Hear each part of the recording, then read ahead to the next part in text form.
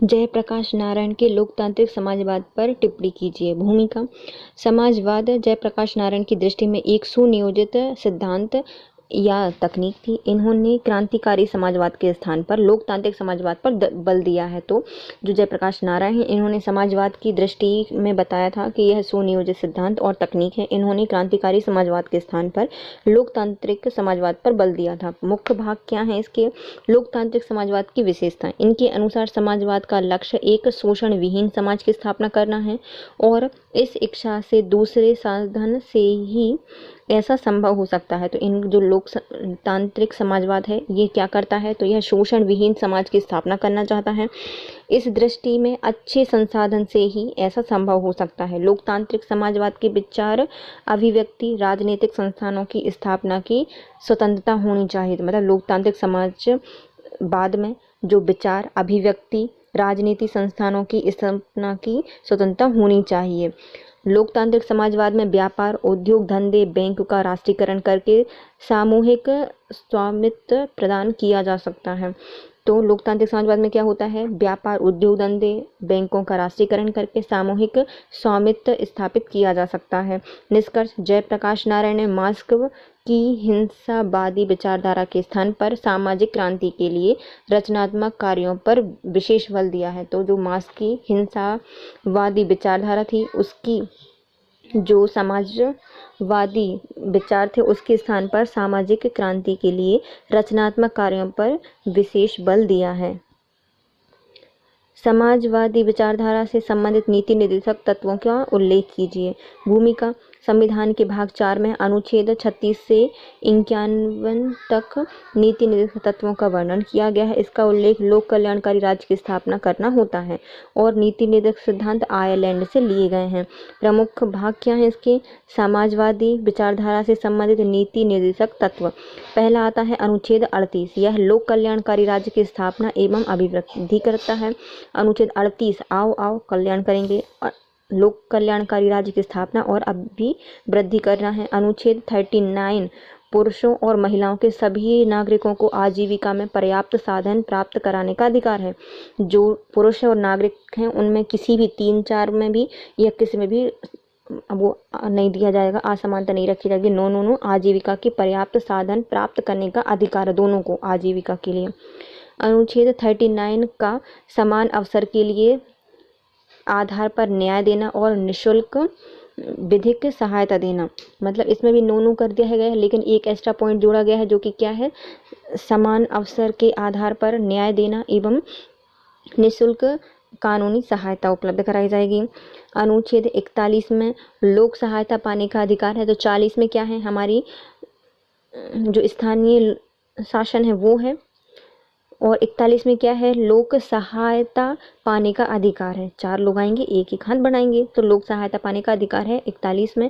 42 में है प्रस्तुति सहायता। 43 में है कुटीर उद्योग का विकास। 4-3 लोग रहते हैं, 4-3 ही रहते, कुटीर उद्योग का विकास करना। 4-3 का में दिया गया है। 43 का में दिया गया है उद्योगों को प्रबंध में मजदूरों की भागीदारी सुनिश्चित करना। उद्योगों को प्रबंध में मजदूरों की भागीदारी सुनिश्चित करना। तो कुटीर उद्योग में कौन रहता है? मजदूर रहते हैं। कहाँ है? क्योंकि उद्योग में प्रबंधन नहीं उनका, तो इसलिए उद्योग में प्रबंधन करके मजदूरों की भागीदारी सुनिश्चित करना। और अनुच्छेद 47 इस लोक स्वास्थ्य के सुधार को प्राथमिक कर्तव्य बताया है। तो लोक स्वास्थ्य को क्या बनाया है? कर्तव्य बनाया गया है 47 में। राज्य को ऐसे आदर्शों को साधने की कोशिश करना चाहिए जो सामाजिक न्याय के लिए अवांछनीय हो। तो नीति निर्देशक सिद्धांत किसमें दिए गए हैं? अनुच्छेद 4 में दिए गए हैं, नहीं, भाग 4 में अनुच्छेद 36 से 51 तक आयरलैंड से लिए गए हैं। यह लोक कल्याणकारी राज्य की स्थापना करने के लिए बनाए गए हैं। यह समाजवादी विचारधारा से संबंधित नीति आयोग निर्देशक तत्व हैं। तो पहला आता है 38। यह लोक कल्याणकारी राज्य की स्थापना करने पर बल देता है और उसकी अभिवृद्धि करता है। अनुच्छेद 39 में कहा गया है कि पुरुष और महिला को समान अवसर दिए जाएंगे, आजीविका प्राप्त करने के संसाधन उपलब्ध कराए जाएंगे। 39 के काम में दिया गया है सबके लिए समान अवसर को ध्यान में रखते हुए समान न्याय एवं निःशुल्क कानूनी सहायता। 41 में लोक सहायता पाने का अधिकार अनुच्छेद 42 में दिया गया है प्रस्तुति सहायता, अनुच्छेद 43 में दिया गया है कुटीर उद्योग का विकास, और अनुच्छेद 43 का में दिया गया है कि जो उद्योग हैं उनके प्रबंधन में मजदूरों की भागीदारी सुनिश्चित करना। अनुच्छेद 47 में लोक स्वास्थ्य के सुधार को प्राथमिक कर्तव्य माना है। राज्य को ऐसे आदर्श को साधने की कोशिश करनी चाहिए जो कि सामाजिक न्याय के लिए वांछनीय हों। फिर आते हैं महात्मा गांधी के 11 व्रत बताइए। तो महात्मा गांधी जी कौन कौन से व्रत रखते थे? 11 व्रत बताने हैं। महात्मा गांधी सत्य और अहिंसा के पोषक हैं। इन्होंने सत्याग्रह को एक आध्यात्मिक शक्ति के रूप में माना है। इसी के अंतर्गत महात्मा जी के 11 व्रतों का उल्लेख किया गया है। तो महात्मा गांधी क्या थे? 11 व्रत करते थे। चलिए हम पढ़ते हैं 11 व्रत क्या है। तो पहला आता है सत्य ही परमेश्वर है, सत्य ही परमेश्वर है। दूसरा, सत्य के साक्षात्कार का मार्ग अहिंसा है। यदि आप सत्य से साक्षात्कार कर जाते हैं तो क्या है? ये अहिंसा का मार्ग है। आस्ते मानव जीवन का प्रमुख अंग होना चाहिए, मतलब आस्ते। अपरिग्रह अर्थात अति संग्रह की स्थिति से बचना चाहिए। ब्रह्मचर्य अर्थात इंद्रियों पर संयम होना चाहिए। आस्वाद अर्थात भोजन का उद्देश्य केवल शरीर पोषक होना चाहिए। अभय अर्थात सत्य परिणयता, अभय मतलब सत्य बोलने से किसी का भय नहीं होना चाहिए। अस्पृश्यता निवारण, शारीरिक श्रम करना, सर्वधर्म समभाव की भावना रखना और स्वदेशी, ये सब 11 व्रत थे महात्मा गांधी जी के। महात्मा गांधी जी के अनुसार साधन साध्य को पवित्र बनाता है। जैसे साधन होता है वैसे ही लक्ष्य प्राप्त होता है। तो महात्मा गांधी जी क्या थे? सत्य और अहिंसा के हमेशा पोषक रहे हैं। इन्होंने सत्याग्रह को आध्यात्म की शक्ति माना है। इनके अंतर्गत महात्मा जी 11 व्रत किया करते थे। पहले आते हैं सत्य ही परमेश्वर है। सत्य का साक्षात्कार ही क्या है? अहिंसा है। आस्ते को मानव जीवन का अंग होना चाहिए। अपरिग्रह अर्थात अधिक धन संग्रह नहीं करना चाहिए। ब्रह्मचर्य इंद्रियों पर संयम करना चाहिए। आस्वाद भोजन का उद्देश्य केवल शारीरिक पोषण होता है। अभय सत्य पर प्रणता होती है। अस्पृश्यता का निवारण, शारीरिक श्रम, सर्वधर्म समभाव, स्वदेशी। गांधी जी के अनुसार साधन साध्य को पवित्र बनाता है, अर्थात साधन जैसा होगा वैसे ही साध्य हो जाता है या लक्ष्य हो जाता है। मूल कर्तव्यों का इस अर्थ स्पष्ट करते हुए उनके महत्व पर प्रकाश डालिए। तो मूल कर्तव्य क्या है? तो भारतीय संविधान के भाग 4 के का के अनुसार अनुच्छेद 51 का के अंतर्गत 11 मूल कर्तव्य का प्रावधान किया गया है। मूल कर्तव्य ऐसे बुनियादी कर्तव्य हैं जो कि लोगों को उनकी उन्नति एवं विकास के लिए, समाज एवं देश के हित के लिए करनी चाहिए। तो कौन करेगा? लोग करेंगे, व्यक्ति करेंगे। उनके मौलिक कर्तव्य हैं, ये किसके लिए करेंगे? समाज और देश के हित के लिए उनको करना चाहिए। महत्व क्या है इनका? यह नागरिकों के अनुशासन और प्रतिबद्धता का भाव जागृत करती है।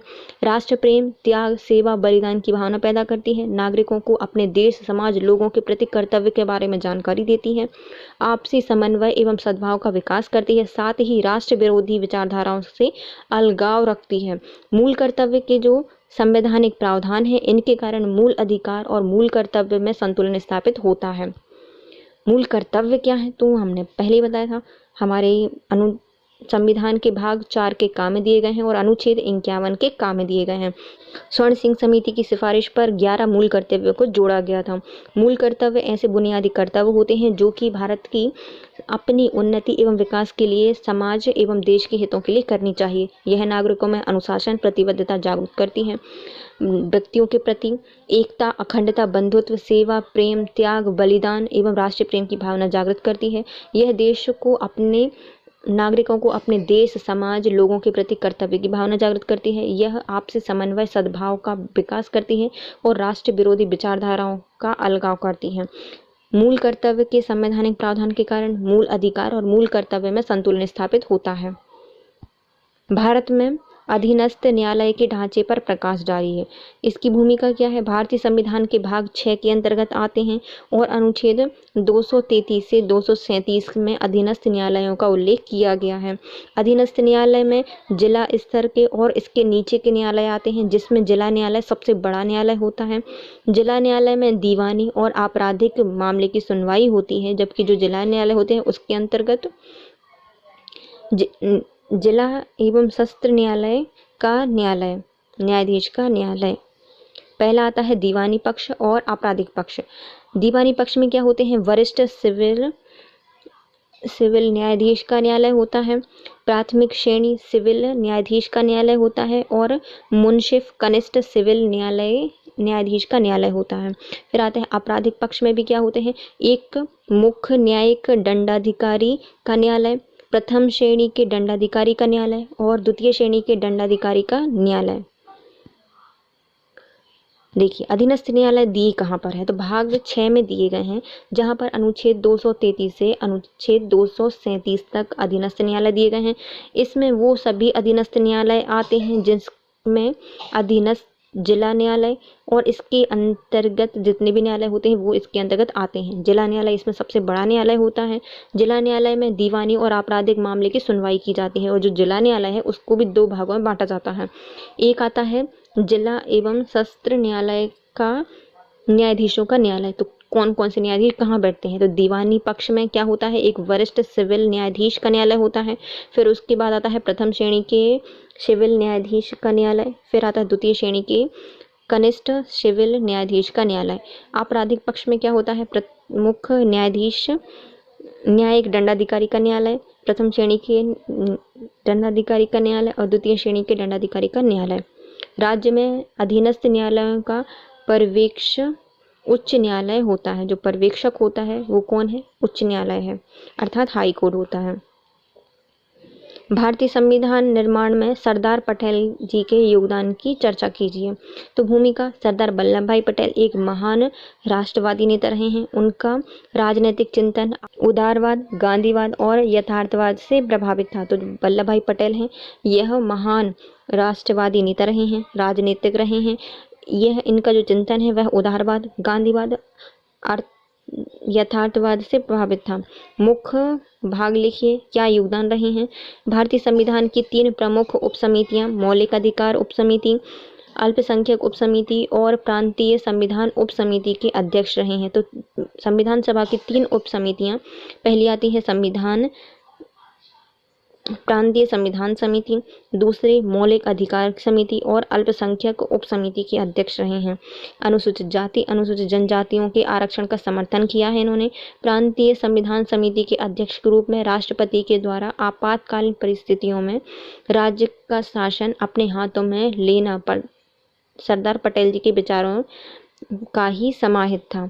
तो जो प्रांतीय शासन या संविधान समिति है इसके अध्यक्ष होते हुए वल्लभ भाई पटेल ने कहा था कि राष्ट्रपति के द्वारा आपातकालीन परिस्थितियों में राज्य का शासन अपने हाथ लेना सरदार वल्लभ भाई पटेल जी के विचारों का ही समाहित है। व्यापक दृष्टिकोण, दूरदर्शिता थी, समन्वय था, संतुलन था, व्यवहारिकता और अपने विचारों की मुख्य विशेषताएं थी उनकी। तो इनके विचार में क्या है, पहला आता है यह संविधान सभा की 3 उप समितियों के अध्यक्ष रहे हैं। पहले आते हैं प्रांतीय संविधान समिति, दूसरी अल्पसंख्यक उप समिति और मौलिक अधिकार उप समिति के अध्यक्ष रहे हैं। इसी के तहत उन्होंने आपातकालीन स्थितियों में राष्ट्रपति को संविधान में जो राज्य दिए गए हैं उनकी सारी शक्तियां अपने हाथों में लेने का विचार सरदार वल्लभ भाई पटेल के द्वारा दिया गया था। इन्होंने अनुसूचित जाति और अनुसूचित जनजातियों के आरक्षण में भी महत्वपूर्ण समर्थन या फिर योगदान दिया है। व्यापक दृष्टिकोण, दूरदर्शिता, समन्वय, संतुलन और व्यवहारिकता के कारण इनके विचार विशेष हैं। प्रस्तावना में उल्लेखित समाजवादी शब्द की विवेचना कीजिए। समाजवाद का आशय अर्थव्यवस्था में उत्पादन के संसाधनों पर सरकार के नियंत्रण से है।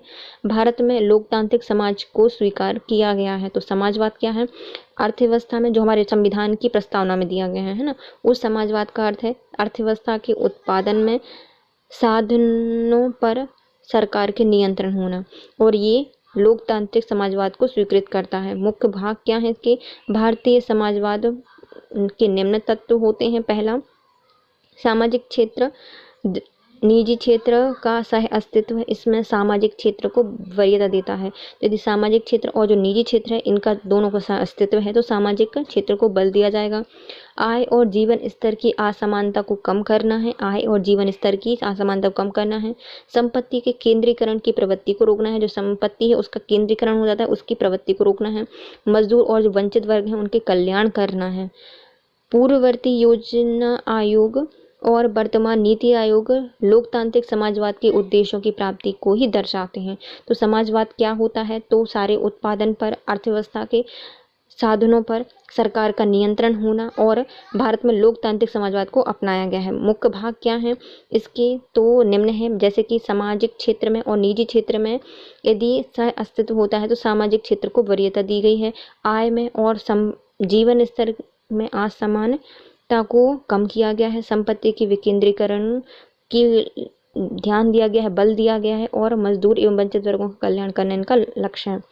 जो योजना आयोग है, नीति आयोग है, इनका जो लोकतांत्रिक समाजवाद के उद्देश्य प्राप्त करना ही लक्ष्य है।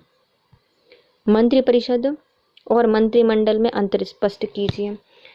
भूमिका, संसदीय प्रणाली के अनुसार मंत्रिपरिषद की उपस्थिति संसद के अंदर से होती है। मंत्रिपरिषद देश की मुख्य कार्यकारी बॉडी होती है। इन्हें मंत्रिमंडल या मंत्रिपरिषद के कुछ महत्वपूर्ण मंत्रियों से मिलकर ही बनाया जाता है। तो संसदीय प्रणाली के अंतर्गत मंत्रिपरिषद की उपस्थिति संसद में अंदर से होती है, जबकि जो मंत्रिपरिषद है वह देश के प्रमुख कार्यकारी बॉडी होती है।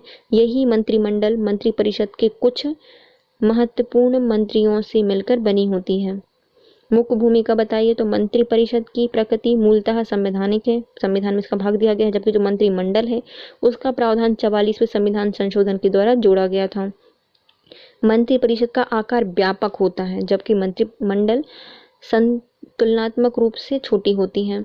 मंत्रिमंडल का प्रत्येक सदस्य मंत्रिपरिषद का सदस्य होता है, जबकि मंत्रिमंडल में केवल सरकार के महत्वपूर्ण विभागों के मंत्री होते हैं। जो मंत्रिमंडल है उसका प्रत्येक सदस्य मंत्रिपरिषद से लिया जाता है और जो मंत्रिमंडल में सदस्य होते हैं वह केवल सरकार के महत्वपूर्ण विभागों के मंत्री होते हैं। अर्थात मंत्रिमंडल और मंत्रिपरिषद से छोटा होता है, जहां शीघ्रता से निर्णय लिए जा सकते हैं। तो मंत्रिमंडल और मंत्रिपरिषद में अंतर क्या होता है? मंत्रिपरिषद संसद प्रणाली के अंदर से ली जाती है। मंत्रिपरिषद देश की प्रमुख कार्यकारी बॉडी होती है। यही मंत्रिमंडल मंत्रिपरिषद के कुछ महत्वपूर्ण मंत्रियों से मिलकर बनी हुई है। मुख्य भाग, मंत्रिपरिषद की प्रकृति मूलतः संवैधानिक है और मंत्रिमंडल को संविधान में 44वें संविधान संशोधन के द्वारा जोड़ा गया था। मंत्रिपरिषद का आकार व्यापक होता है, जबकि मंत्रिमंडल छोटा सा होता है तुलनात्मक रूप से। मंत्रिमंडल में प्रत्येक वो सदस्य होता है जो कि मंत्रिपरिषद से आया है और इसमें सभी वो सदस्य होते हैं जो कि सरकार के महत्वपूर्ण विभागों के मंत्री होते हैं। मंत्रिमंडल मंत्रिपरिषद से छोटा होता है, यहाँ पर शीघ्रता से निर्णय लिए जा सकते हैं। राम मनोहर लोहिया की सप्त क्रांति के सिद्धांत पर प्रकाश डालिए। राम मनोहर लोहिया के नेतृत्व में संयुक्त समाजवादी दल 1966 में 7 प्रस्तावों को स्वीकार किया, जिससे सप्त क्रांति का सिद्धांत कहा जाता है। सप्त क्रांति का सिद्धांत क्या है? स्त्री पुरुष समानता की स्वीकृति, रंग भेद पर आधारित असमानता की समाप्ति, जन्म एवं जाति संबंधित असमानता की समाप्ति, विदेशियों द्वारा दमन की समाप्ति एवं विश्व सरकार का निर्माण, व्यक्तिगत संपत्ति पर आधारित आर्थिक असमानता का विरोध एवं उत्पादन की योजनाबद्ध वृद्धि, व्यक्तिगत अधिकारों के आक्रमण या अतिक्रमण का विरोध, युद्ध शास्त्रों का विरोध एवं समन्वय सविनय अवज्ञा सिद्धांत का स्वीकार करना। राम मनोहर लोहिया का विचार था कि इन सिद्धांतों को व्यवहारिक रूप प्रदान कर सफल समाजवाद की नींव रखी जा सकती है। तो राम मनोहर लोहिया ने संयुक्त समाजवादी पार्टी बनाई 1966 में और 7 प्रस्तावों को स्वीकार किया और इन्हीं को अपना सिद्धांत माना। सप्त क्रांति क्या थी? पहले आती है स्त्री पुरुष में समानता की स्वीकृति, रंग भेद पर आधारित सारी असमानता की समाप्ति, जन्म जाति से संबंधित असमानता की समाप्ति, विदेशों द्वारा दमन की समाप्ति एवं विश्व सरकार की निर्माण की शुरुआत, व्यक्तिगत संपत्ति पर आधारित आर्थिक असमानता का विरोध एवं उत्पादन की योजनाबद्ध वृद्धि, व्यक्तिगत अधिकारों के अतिक्रमण का विरोध, युद्ध शास्त्रों का विरोध एवं सविनय अवज्ञा सिद्धांत की स्वीकृति। राम मनोहर लोहिया का विचार था कि सिद्धांतों को व्यवहारिक रूप प्रदान करके ही सफल समाजवाद की नींव रखी जा सकती है। दीनदयाल जी की अंत्योदय की अवधारणा पर संक्षिप्त टिप्पणी लिखिए। अंत्योदय एक आर्थिक विचार है जिसमें समाज के अंतिम व्यक्ति के कल्याण की अपेक्षा की जाती है। तो इसमें अंत्योदय में क्या होता है, यह आर्थिक विचार है जिसमें समाज का जो अंतिम व्यक्ति होता है उसके कल्याण की भावना की अपेक्षा की जाती है। मुख्य भाग क्या है, आर्थिक लोकतंत्र की स्थापना पर बल दिया गया है। अंतिम व्यक्ति को भी कार्य करने का अधिकार है। राज्य को अर्थ के क्षेत्र में प्रवेश नहीं करना चाहिए। पूंजीवादी व्यवस्था अप्रत्यक्ष रूप से राज्य को नियंत्रित एवं समाजवाद में राज्य साधनों का स्वामी है। दोनों व्यक्तियों के लोकतांत्रिक अधिकारों के प्रतिकूल केंद्रीकरण एवं विकेंद्रीकरण के बीच समन्वय। उपाध्याय जी की अंत्योदय योजना की अवधारणा एकात्म मानववाद की व्यवहारिक अभिव्यक्ति थी। तो इसमें अंत्योदय क्या है, एक आर्थिक विचार है जिसमें समाज के अंतिम व्यक्ति के कल्याण की कामना है।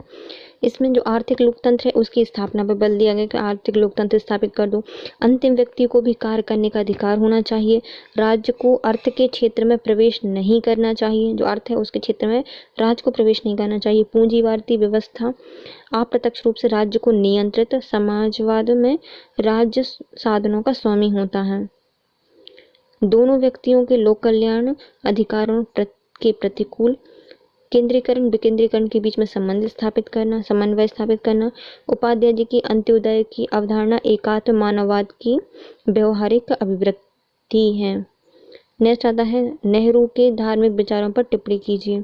भूमिका, नेहरू जी का उच्चतर शक्ति के अस्तित्व में आस्था थी, किंतु ऐसी शक्ति को जानने में उनकी कोई रुचि नहीं थी। अतः वे ना तो धार्मिक थे, ना ही नास्तिक और ना ही धर्म के विरोधी थे। उनके भाग क्या हैं, वह धर्म निजी आस्था का विषय है, दृष्टिकोण वैज्ञानिक था। धर्म के नाम पर प्रचलित अंधविश्वास, रूढ़ियों और कट्टरता से दुखी थे। सर्वोच्च शक्ति के अस्तित्व में आस्था रखते थे, किंतु ऐसी शक्ति को जानने में रुचि नहीं रखते थे। धर्म एवं राजनीति के सांप्रदायिकता के रूप में गठबंधन को देश के लिए घातक बताया है। दैवीय राज्य के विपरीत धर्मनिरपेक्ष का समर्थन किया है। वे भारतीय राष्ट्र की बहुधर्मिता के विचार से प्रभावित थे। अतः नेहरू जी धार्मिक स्वतंत्रता का अधिकार समस्त संप्रदायों को समान रूप से प्राप्त होने के पक्षधर भी थे।